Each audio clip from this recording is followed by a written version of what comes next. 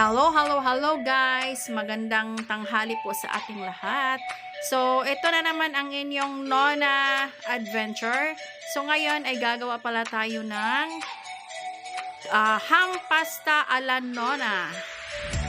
So, carbonara ang gagawin natin ngayon, ang lulutuin natin ngayon guys.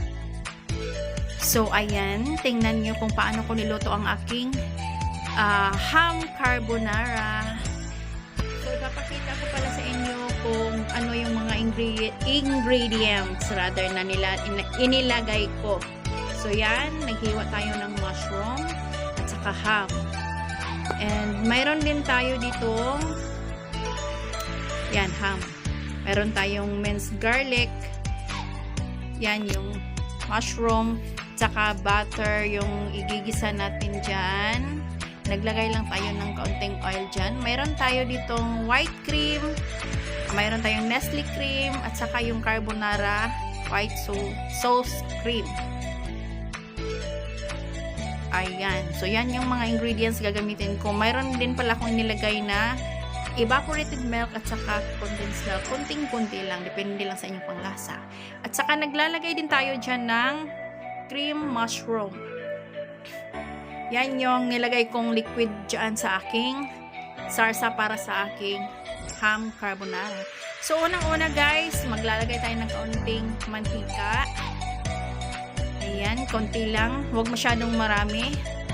And, susunod natin dyan ang butter. Lalagay tayo ng butter. Ayan. Medium heat lang guys kasi madaling sunog yung butter. And nilalagay na din natin yung chinap natin na garlic. Hintayin lang natin hanggang mag golden brown siya. At isusunod na natin ang ating sliced ham. Yan, ham yung nilagay ko. Hindi ko na siya nilagyan ng iba pang mga sahog kasi medyo mas magastos kasi ang carbonara.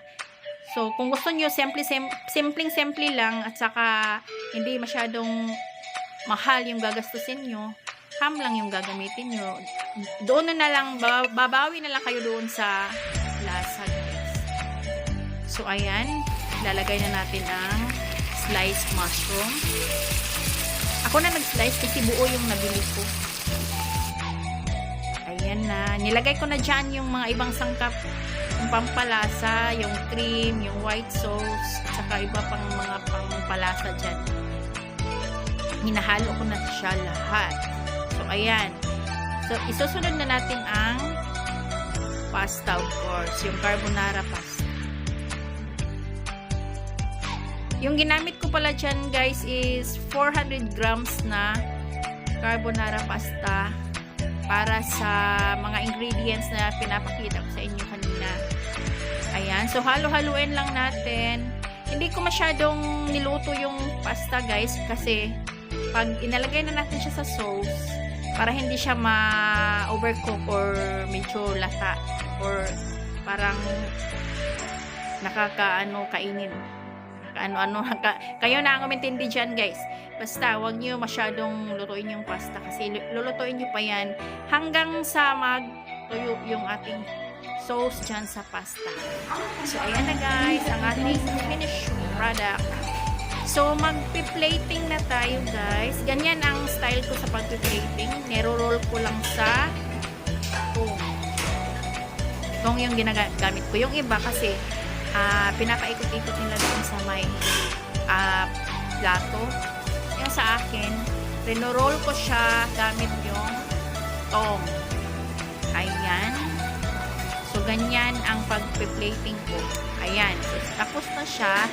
Pasensya na kayo kasi medyo mahirap mag-video na anong tawag dyan?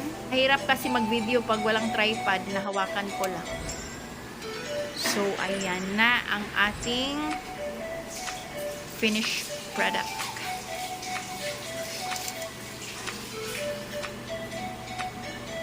Ayan na siya guys.